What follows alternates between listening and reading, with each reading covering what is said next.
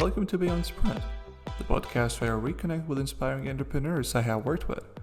I'm your host, Karlis, and in this episode I'm joined by Mattia Stevanin, co-founder and CEO of Karrycar. I met Mattia in 2022 during the Wise Guys program. In the conversation we talk about transforming car logistics with technology, the role of AI in their operations, and sustaining big ambitions as a founder. Let's get into it.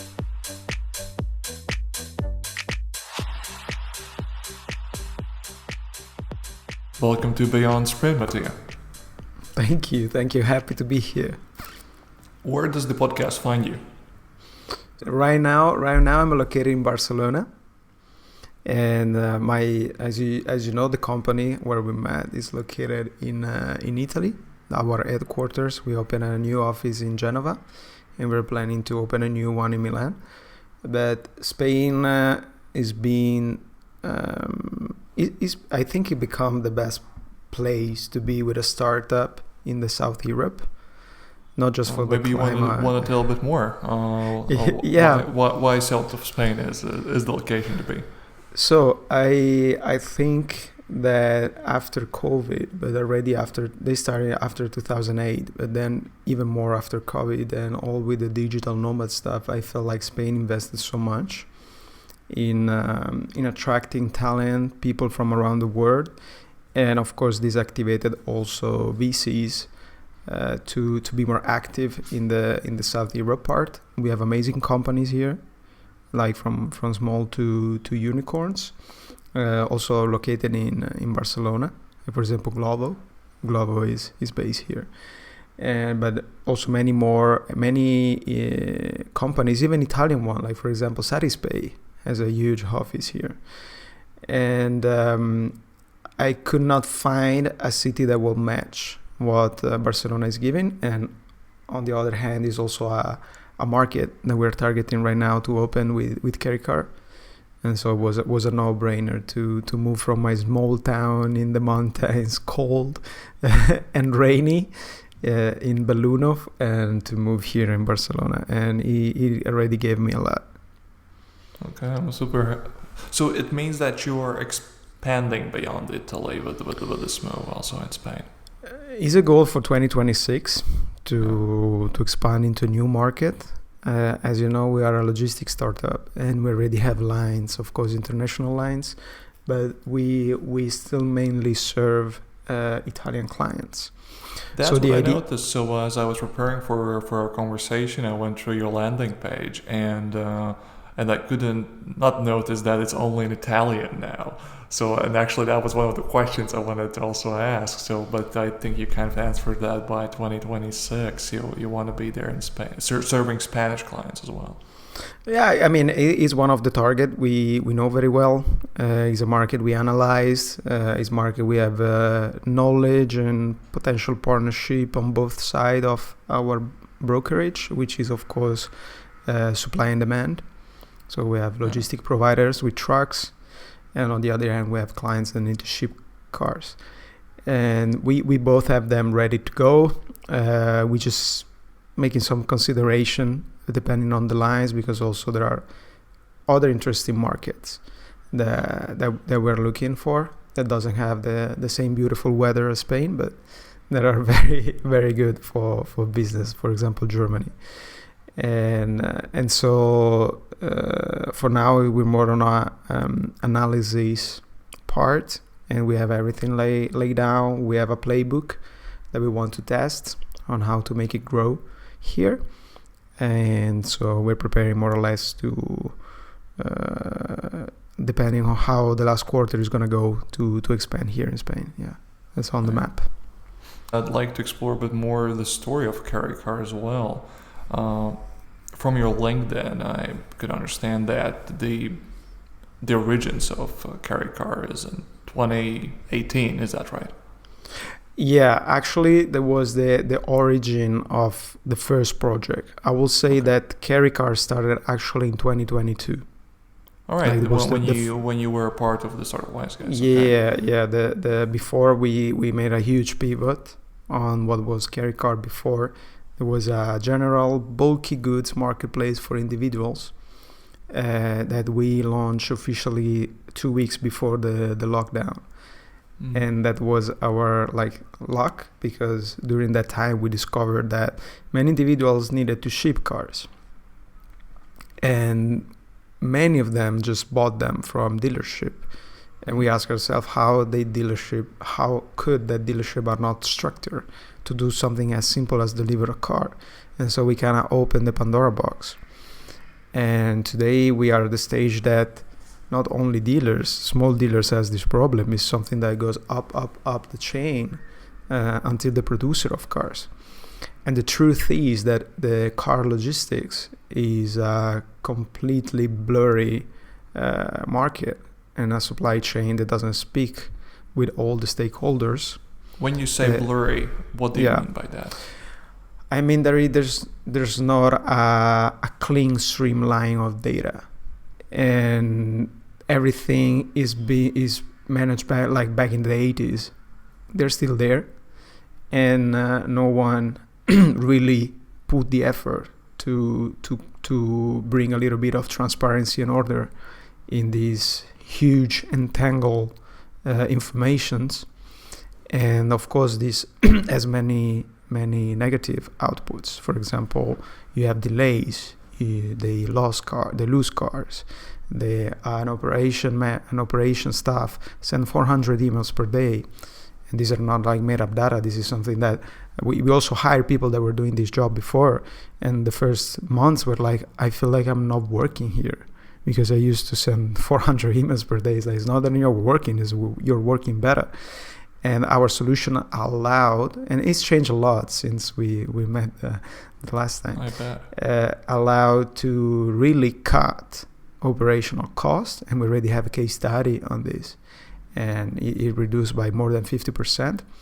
And at the same time, since there is no transparency on anything, there is no transparency on pricing, and there's no rule, there's not an objective truth on how price work.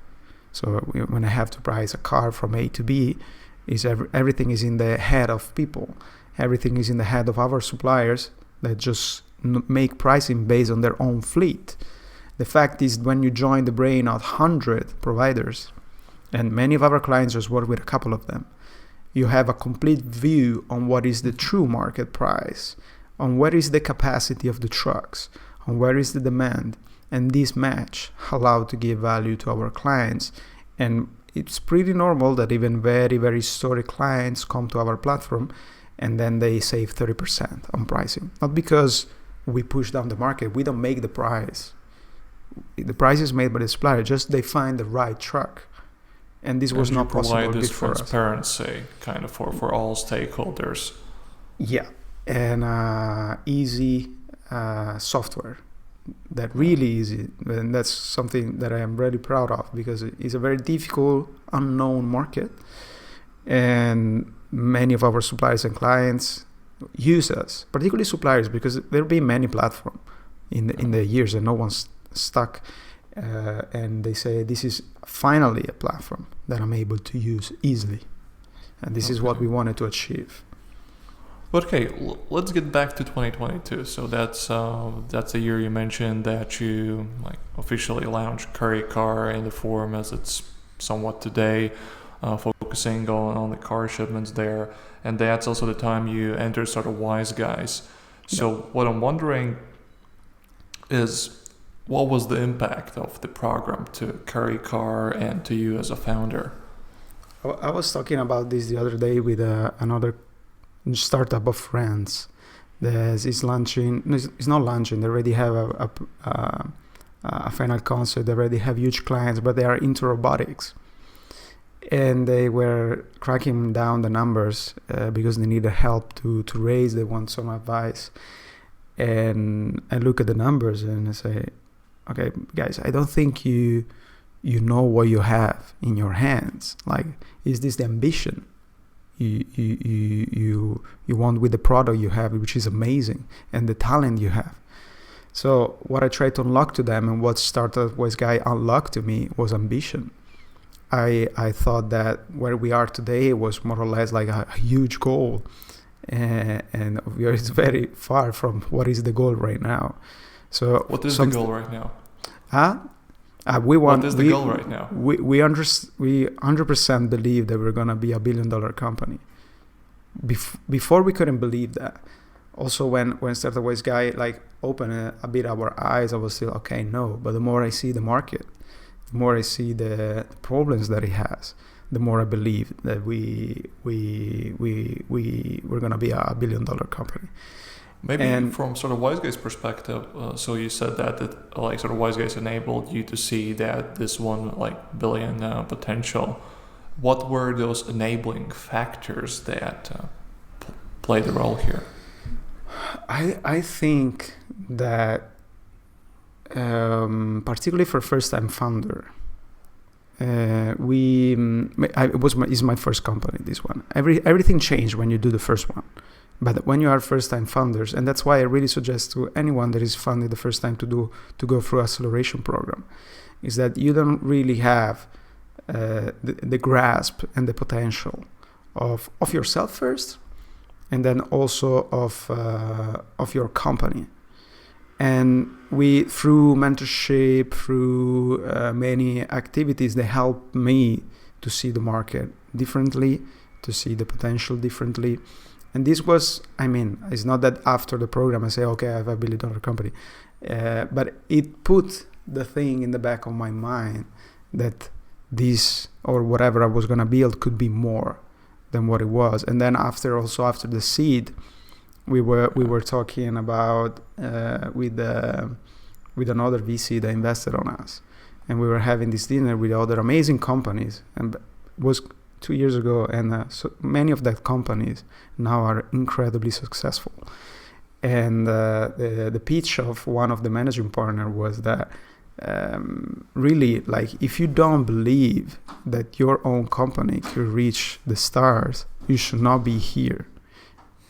And it's I will not say, but it is a common factor of success for me is delusion with extreme discipline. And when you have that in your mind, and then you back up with data and with numbers and with results, then you truly believe that what you're building is gonna reach for the star. And if you don't start with that, even if you have the possibility to get there, you're not gonna get there. And I think that was the most important lesson the Startup Wise guy gave me. What helps you sustain that ambition? I think it's 100% discipline, because of course you have days that you lack motivation, but you just do it anyway, and you show up for yourself, for the people. Also, we have a huge responsibility on the people that believe in the project. I really love, and I'm so proud of the team and the people I work with every day.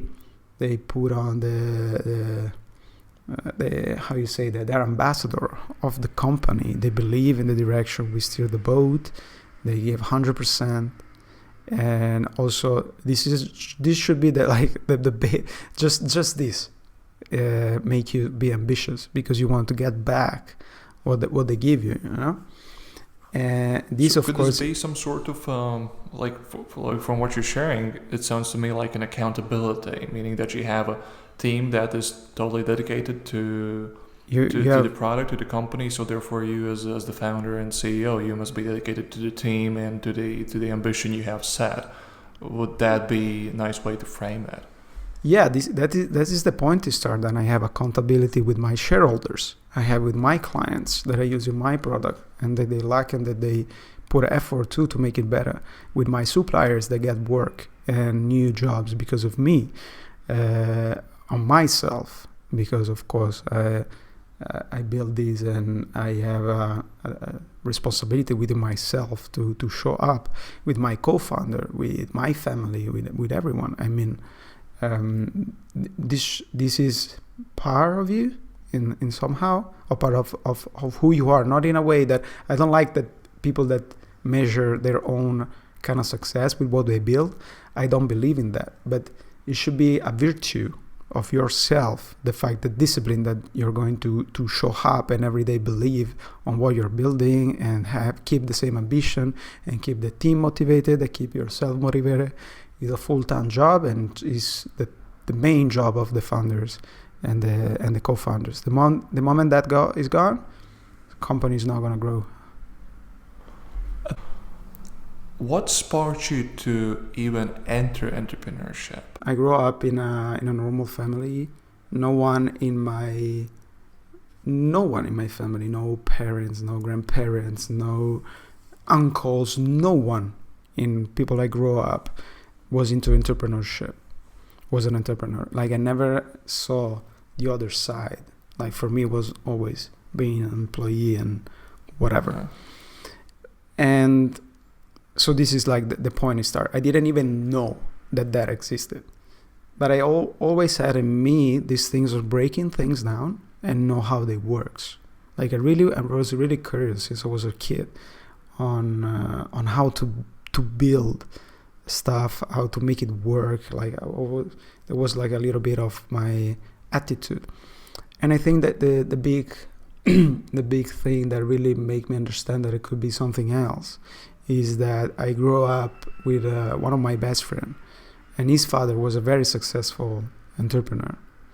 And so growing up, I heard a lot of stories. I heard there was different things than be like working for someone else, that maybe you can build something. And the back of my mind of, okay, I like to break things down and build them. And the fact that could be a job, and like put it in the back of my head, like, okay, I want to do this.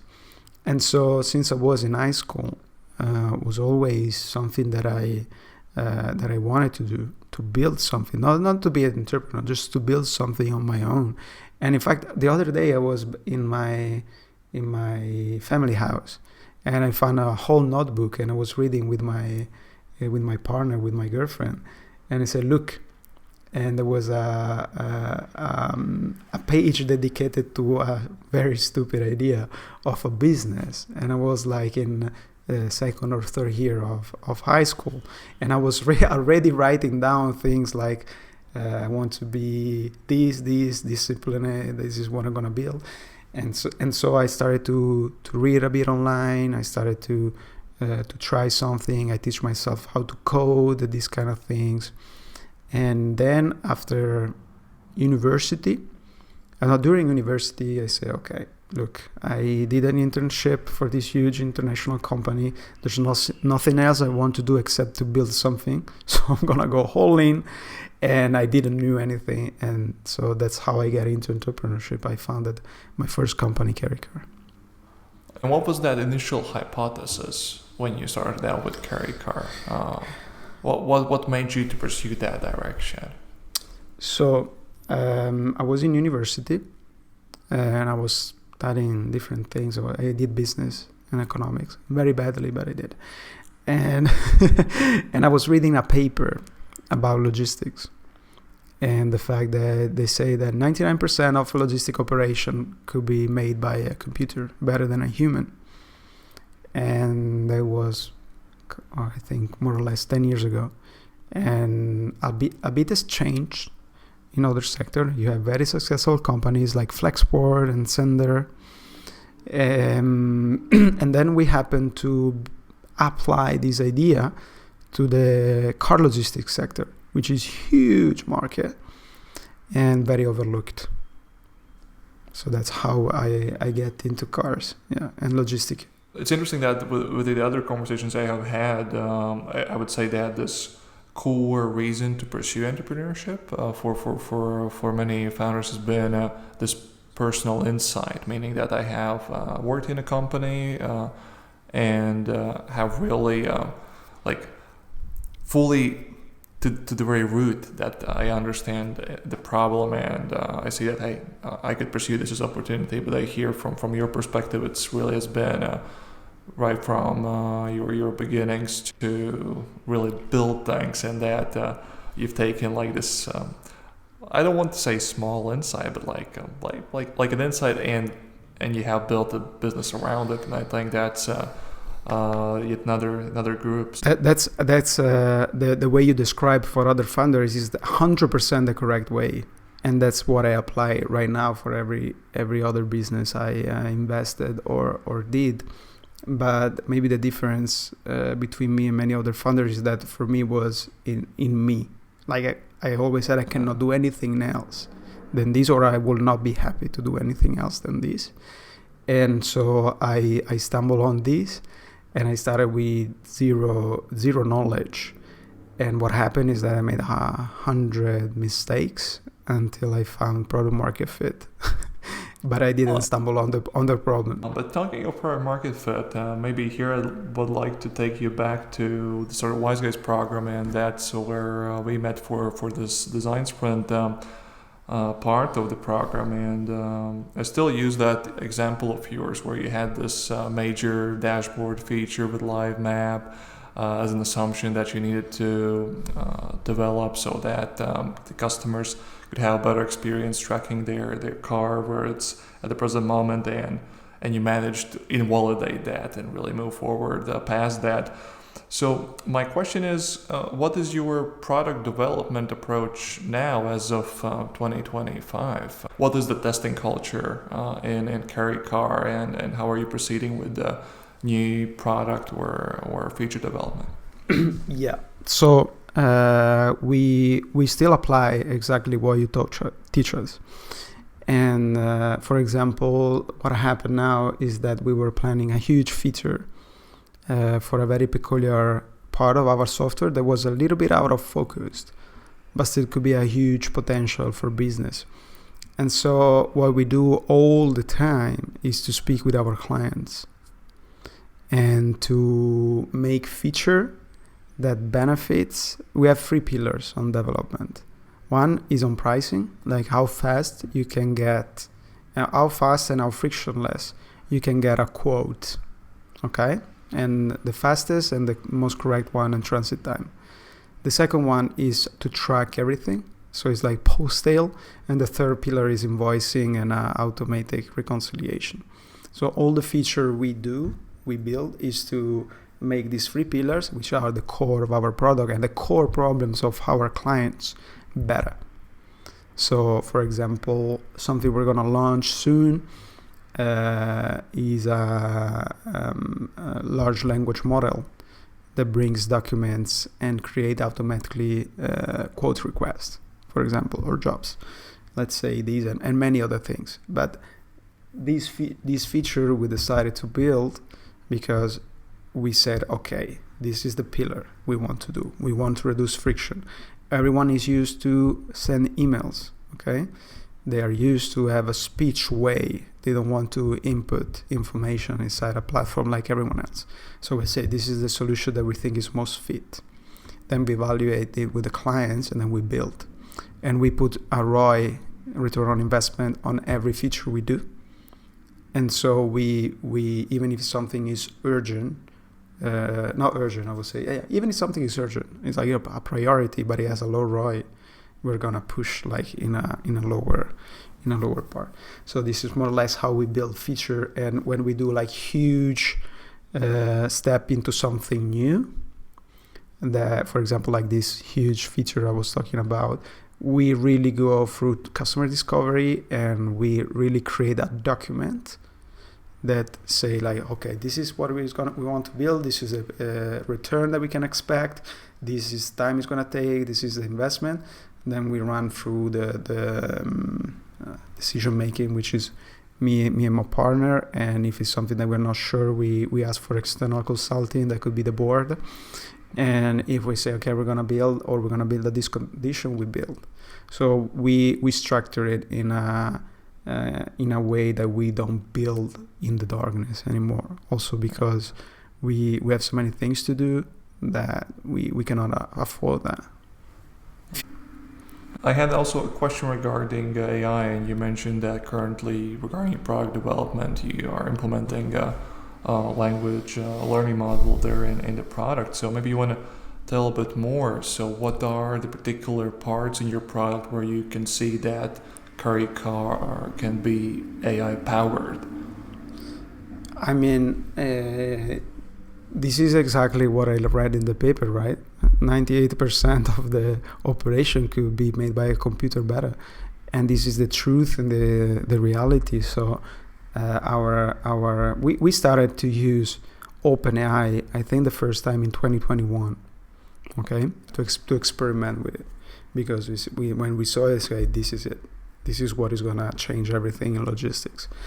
And of course, now I get to a level that he really can make phone calls, they can negotiate, they can answer for simple questions. Like, you don't have to automate 100% of the flow, but AI right now, the state of now is right now we can automate pretty much 90% on what is like all the workflow.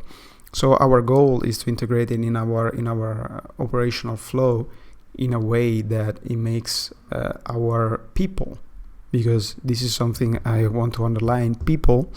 And I'm gonna make a quick example on this. Like, every client, when you enter the dashboard, has the picture, the phone numbers, and an email of a person that they can contact anytime, of course in working hours. And so the I for us is a way to habilitate our people to work better. I don't believe in substitution. I think you can really hire good people that have high skills, and you can avoid a lot of not very good work of data entry, answering to all the same calls, answering the same emails, checking, monitoring, that a computer can do 100 times better. So we're going to automate what doesn't make the person think. And that's our approach to AI in what we're building right now. Yeah, probably that's the thinking of, rather than replacement, but empowerment. AI powered, not AI replaced.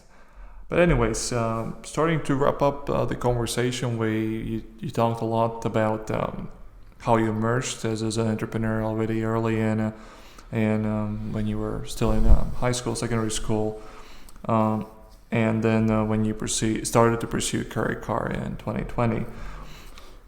If you had the chance now, with all this experience or background and insights that you have taken from all the different stakeholders, what would be one thing that you would like to relay back to Mattia in 2020 when he was just starting out? I mean, is a easy and difficult question. I mean, the easy answer is to focus 100% on just budgeting, validation, and not delivery of product and clients. So if I started from zero right now, I would just spend maybe a year just validating whatever assumption I have. The truth is that in some market, like mine particularly, that doesn't happen easily. And I feel like that if I did that, I would have given up pretty fast on whatever I was building, because unreachable clients, because many things. Sometimes you have to understand a little bit of trade-off on what it requires, something to validate, the budget required, and the effort and the time to do. But yeah, if I would have said like going back, I will say, okay, really validate the market. Having said that, Mattia, thank you very much for finding the time and joining the conversation. Thank you for having me.